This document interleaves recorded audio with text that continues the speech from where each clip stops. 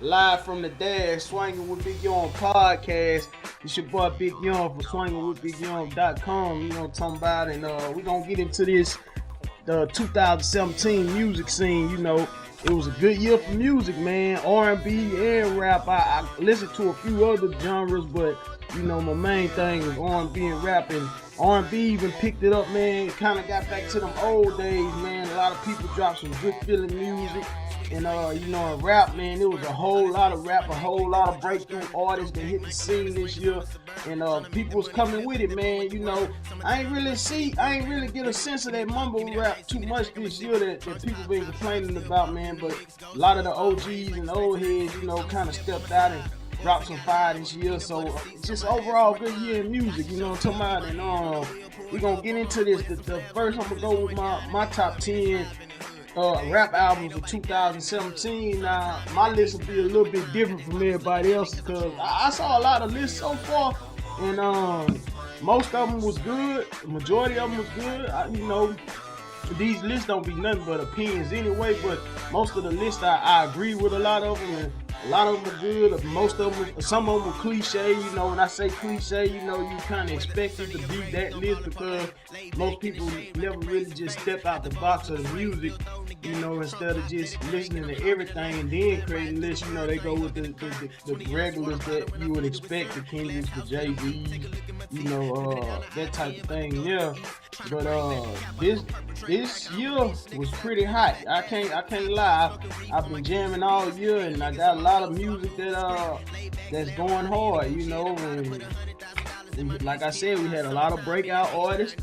We had a lot of artists that dropped some fire, and it's like that, man. You know, so my top 10 list is just a list of really consider what I consider to be the top 10 albums of the year. But I could have went with a top 30 really, but you know, I just narrowed it down because I didn't really want to leave nobody out. But it was a lot, like I said, it was a lot of jamming albums, and then even some that was, I guess you consider mixtapes, but they was original beats and original songs and stuff. But we'll just do it like this. So I'm gonna get right into it. You know, I ain't gonna waste no time, you know, trying to talk y'all ear off with my opinions and stuff. But I'm gonna give you these, and we gonna go. My list is in a top 10 order, but it ain't necessarily how it is because I don't necessarily like to, you know, just say somebody's number one. But in this case, my number one is definitely a number one because it's the most slept on, the most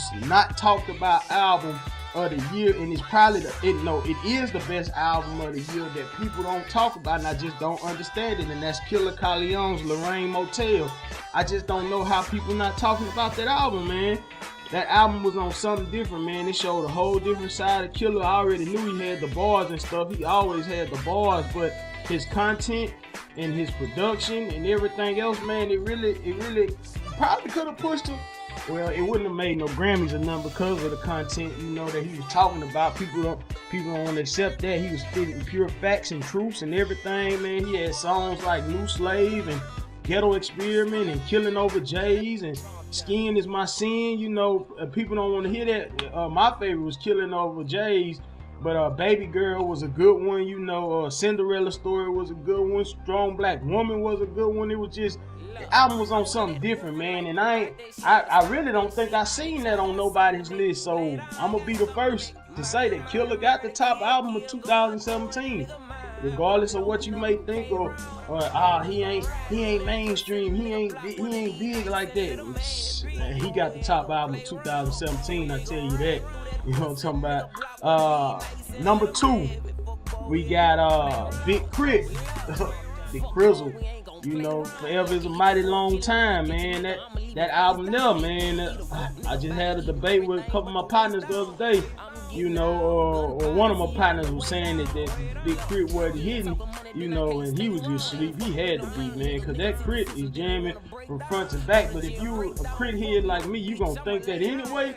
But even if you not a Crit head, that should have brought you in a new space. Even Charlemagne had to say, I think Charlemagne put Crit in his top 5, you know, and he put him in his top 5. So, and that was on a even bigger, way bigger platform than what I'm on, you know. So for him to say that, it just showed the elevation of what Crit is in the game today, and even like Charlemagne, or was it Joe Budden?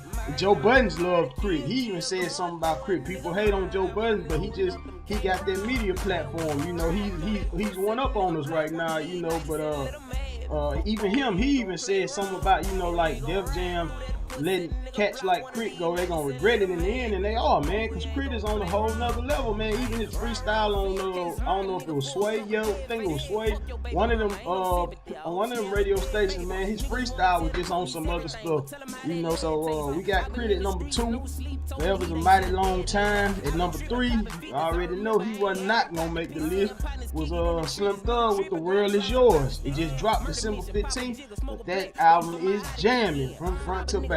You know, I don't think it might have been one song, maybe one, that I wasn't really feeling, but overall, man, that was a real good put together album. It seemed like Slim took it back to the older days. Even on his podcast, I heard him say, you know, he just wanted to bring it back and keep what made Texas what it is. He wanted to keep that alive, so he took it back to that. And he had some jams on there that Trap, you know, I guess you could consider Trap his club song or whatever, but it was slow, and it was thorough, you know. Talking about RP to the Parking Lot with Paul Wall, that was jamming, and Kings and Bosses with Crit, that was jamming, and the song for the girls, Outstanding, that's jamming. You know, you just gotta get it, man, and check it out. But that is Slim Thug, The World Is Yours is at number 3. And moving on to number 4, which might be a shocker for most of, you know, some people might think I got a one-track mind with music or I'm biased, but I'm not, because number 4 bringing in Vic Mensa. You know, the autobiography is told by Vic Mensa.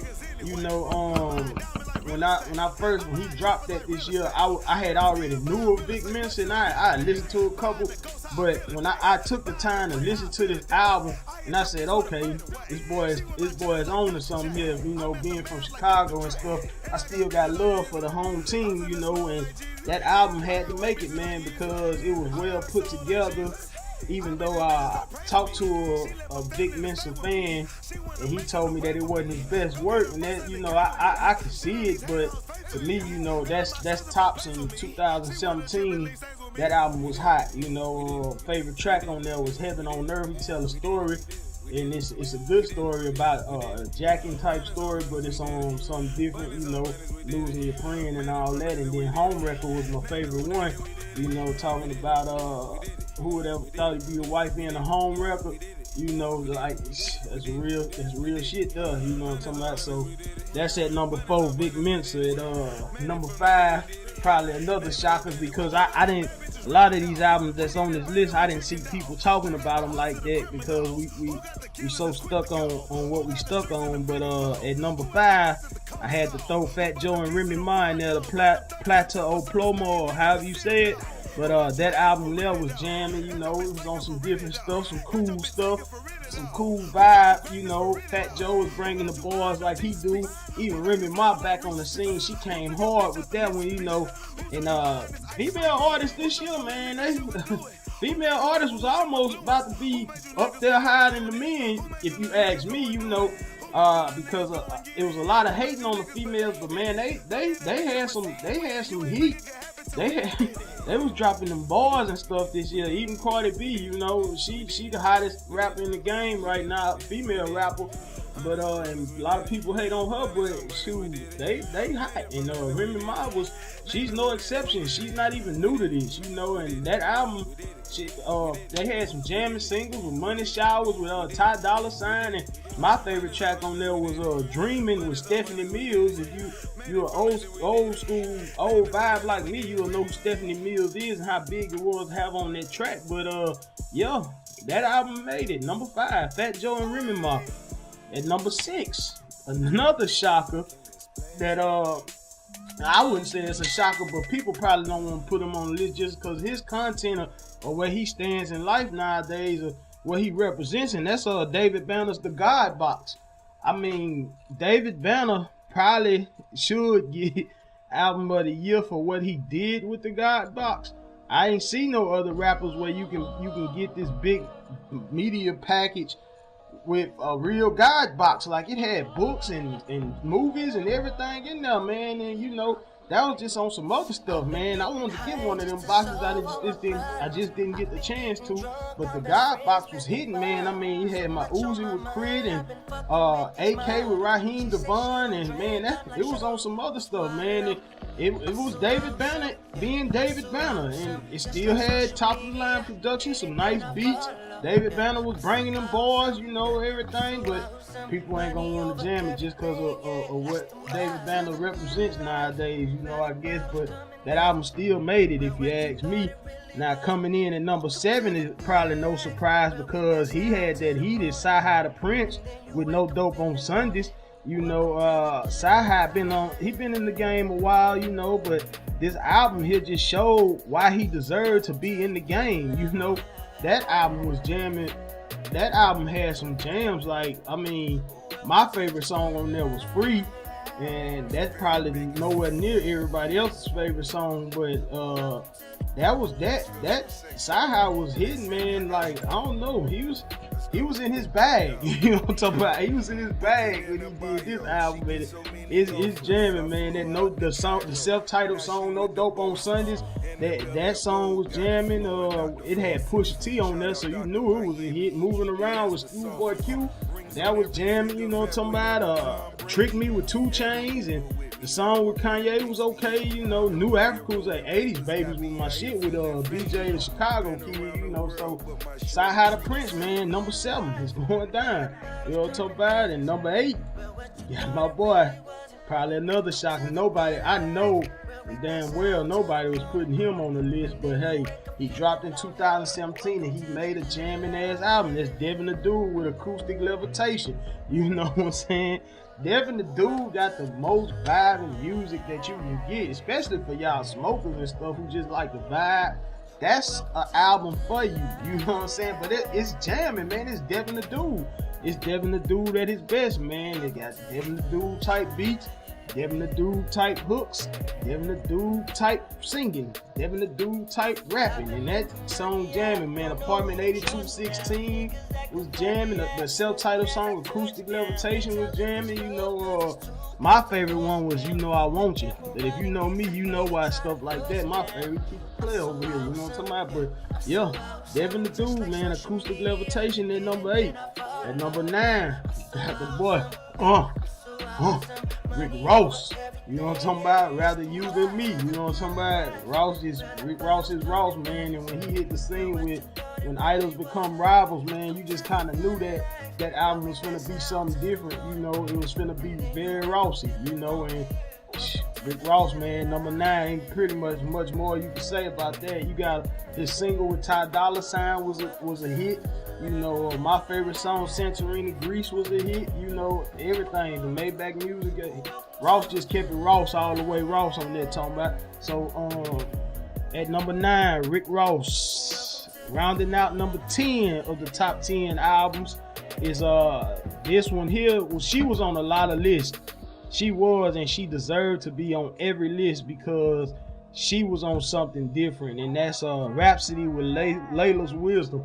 I didn't know who Rhapsody was, so until I watched the Breakfast Club interview she did and got that understanding who she was, it's when I went and copped the album, and I was in, boy, was I in for a shock, man. I mean, that CD was something nice, you know what I'm talking about? And shoot, she deserved to be on every single list, and I just about saw her on every single list. Everyone I looked at, I think Complex and Rolling Stone and Charlemagne and Joe Budden's list and all that, she deserved to be on there, man. Every song, I think that was a front to back jamming CD, man. I could honestly say that. I don't think I skipped a song listening to it, man. And when I'm on the bus riding and going to these games and stuff, man, she is in the rotation, man. Rhapsody rounding out that top 10, you know. So that's the top 10 for the rap. So let me run it back to you. I had Killer Colleon, Lorraine Motel at number 1. At number 2, I had Big Crit, Forever Is a Mighty Long Time. At number 3, I had Slim Thug, The World Is Yours. At number 4, I had Vic Mensa, The Autobiography Is Told by Vic Mensa. At number 5, I had Fat Joe and Remy Ma, Plateau O Plomo. I'll get it right one of these days, but that's at number 5. Number 6, David Banner, The God Box. Number 7, Sci-Hi the Prince, No Dope on Sunday. Number 8, Devin the Dude, Acoustic Levitation. Number 9, Rick Ross, Rather You Than Me. And number 10, Rhapsody with Layla's Wisdom. You know, that's the top 10 of rap. Top 10 albums. Now, let me give you my honorable mention, because like I said, I probably could have did a top 30, and you really don't want to leave nobody out, man, because you feel like everybody had that did something quality you kind of want to include them. So I just give you 5 more mentions of honorable mentions that would have made the list if I had did a top 15, top 20 or whatever. But of course, Jay-Z's 444, Hove is Hove, you know, and it was short, to the point, and it was him and I think him and No ID, no features, so I can get with that. And the 444 was a jamming ass album, you know. Gotta roll for another honorable mention. Gotta roll with my boy Zero with No Love Boulevard. It was Zero supposedly had been his last album where he was gonna retire, but then he backdoored and dropped Codeine, I think it was, which is cool. But No Love Boulevard was, if he was gonna end it on that note, it wasn't bad. It wasn't bad at all. Like The Devil in Me, that was a good song. They Don't Understand, that was my favorite, you know. But hey, it's Kiwi or whatever, that song, that was my favorite too. So Zero, No Love Boulevard. My boy don't get enough credit, man, just cause they want to talk about his age and all that. But 2 Chainz, Pretty Girls Like Trap Music, man, that album was tops in 2017, no doubt. He came down with the Pink House that really represented something. Of course, when he looks at things, haters got it shut out, you know, or whatever. Another one that nobody really talking about is Mike Will made in his Ransom 2 album compilation, with I guess it was all his production with different artists over it, but that was well put together, you know, and he was jamming, and the artists that he had featuring on there was jamming. My favorite was Bars of Soap with Swali or the other one from you know, Ray Shrimmer, but that's my favorite there. So, and then last I lead this rap along was Dave East with Paranoia, True Story.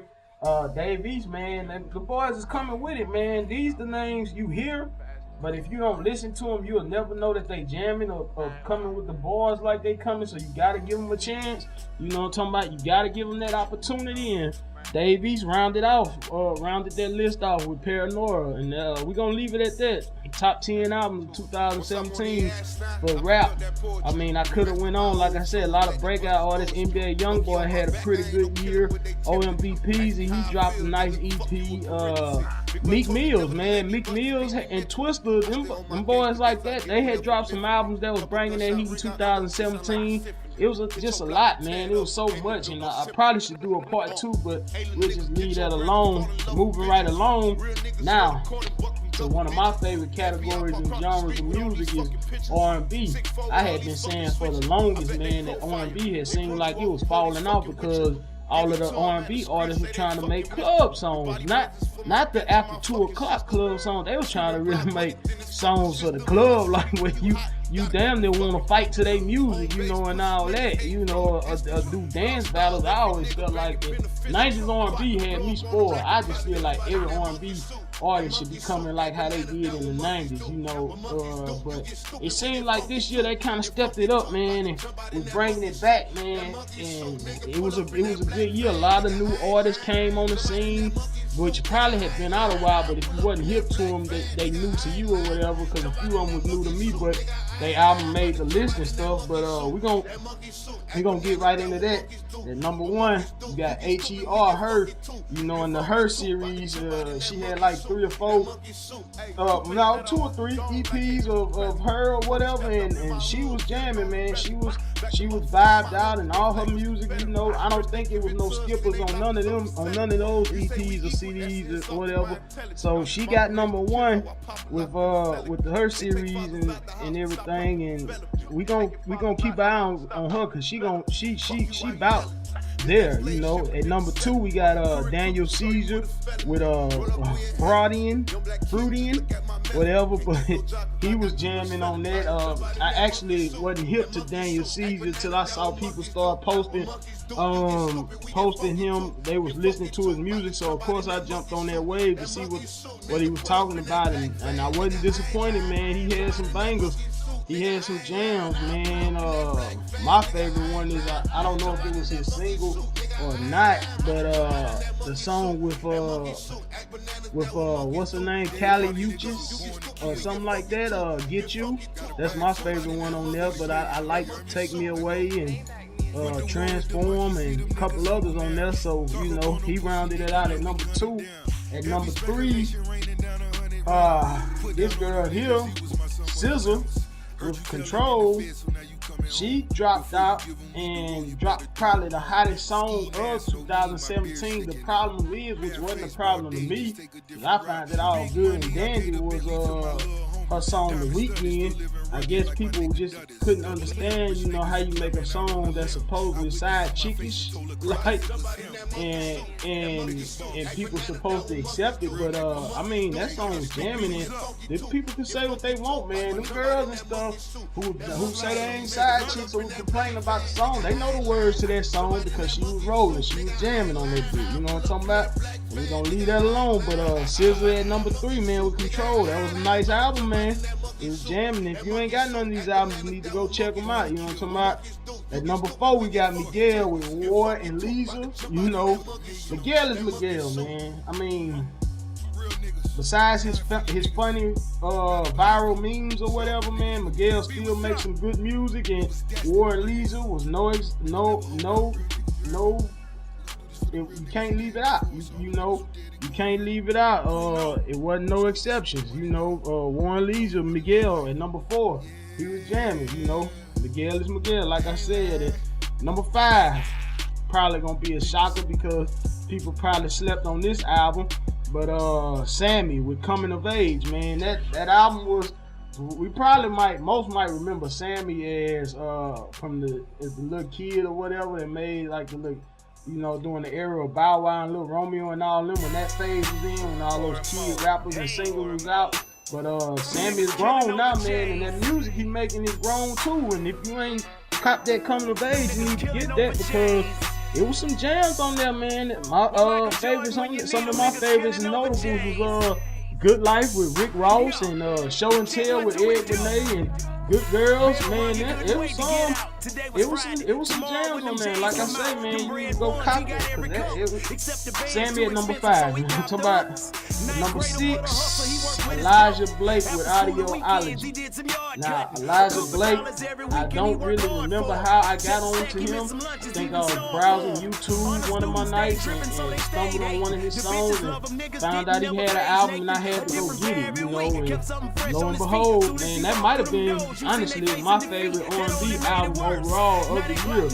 I found myself jamming that a lot, especially, like I said, when we going to our games on the bus, man. We had a couple of songs that would catch your ear, Dopamine and California Living and 1159 and stuff like that. You know, Elijah Blake, man, if you ain't hip to him, you need to get hip to him. And that's him at number 6. At number 7, we got Chris Brown, Heartbreak on the Full Moon. Chris Brown dropped the CD with about 45 songs, man. 45 songs. And honestly, I've sat and I listened to each and every one of those songs back to back to back, because I just needed to see how can you carry 45 songs on an album, man. Most people don't even usually get past 10 before they start, falling off, or saying that's too much or whatever. But in actuality, I think it worked in Chris's favor, man. He had a lot going on over the past few years, so I guess he had a lot to say, and it showed on this CD, and it was surprisingly good. It was surprisingly good. And yep, it's gonna make the list. At number 7, Chris Brown, Heartbreak on the Full Moon. At number 8, Trey Songz, Tremaine the Album. That was a jamming album, man. My favorite song on there was Playboy. I jammed that over and over and over because I can kind of, I felt the vibe, it was relatable. But Trey Songz dropped a nice one. He dropped a jam early in the year. Some people probably forgot that he even dropped the album this year, but he did, and it was jamming.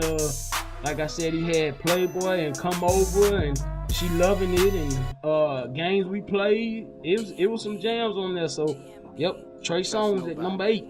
At number 9, I know many ain't jamming him, or they might be, but Jadonna with the Chief. You may know Jadonna as the cat who dropped I'm a Classic Man. He probably thought he fell off after that, but if you followed him like I did, because he had a song called Knickerbockers that was jamming, and Chief Don't Run, Long Live the Chief, he was wrecking. But yeah, his album, man, was something serious. It was nice. It was nice. He definitely isn't a fall off, and if you ain't heard it, man, you need to go check that out. It was Jadonna and Chief. Number 10, rounding out this list, Thundercat, Drunk. Honestly, Thundercat, I know for sure, was somebody that I stumbled over on YouTube. I forgot how I stumbled on. I think how you listening to a song on YouTube and it go off and then it say up next and they play the next song. I think a song with Kendrick Lamar. Him and Kendrick Lamar had a song, and I was like, oh, and I just went and I followed up to see what he was hitting on from that, and that album was something different, man. It kind of put you in the mind of the Nerds and all them, I guess you could say. I don't really know, but he was jamming, and that album was classic. Not classic, like it's a classic, but it was good for a year. So we got Thundercat and Drunk at number 10, and that rounds off the top 10 albums R&B 2017. Let me give you my honorable mention because there was still some other ones that could have made this list as well, but I just chose to narrow it down to the ones that I felt was top 10ish. So we got Ty Dolla $ign with Beach House 3. Ty Dolla $ign be jamming, he's more of a hook guy, but his albums carry some weight. His albums do pretty good, and we got K Michelle with Kimberly. I'm loving the way that K Michelle is, I guess you could say, she's accepting herself, and so she's straying away from that, the implants and all that and stuff, and she's becoming natural and embracing who she is as a person. So I guess that works out fine because that Kimberly album is jamming. She got a lot of things off her chest on that album. Khaled or Khalid, American Teen, send me your location and focus on communicating. But yeah, his album was pretty nice, man. And I thought he was gonna be a one-hit wonder, but his album wasn't bad. It wasn't bad at all. And if you hadn't heard that, then you need to go check that out. Kalani with Sweet Sexy and Savage, or Sweet Sexy Savage, like she was on something different, man. It kind of put you in the mind of TLC's Crazy Sexy Cool, Sweet Sexy Savage, So if you hadn't checked out Kalani, you need to check her out because she's pretty nice. And last but not least, Gina Cole with Trip.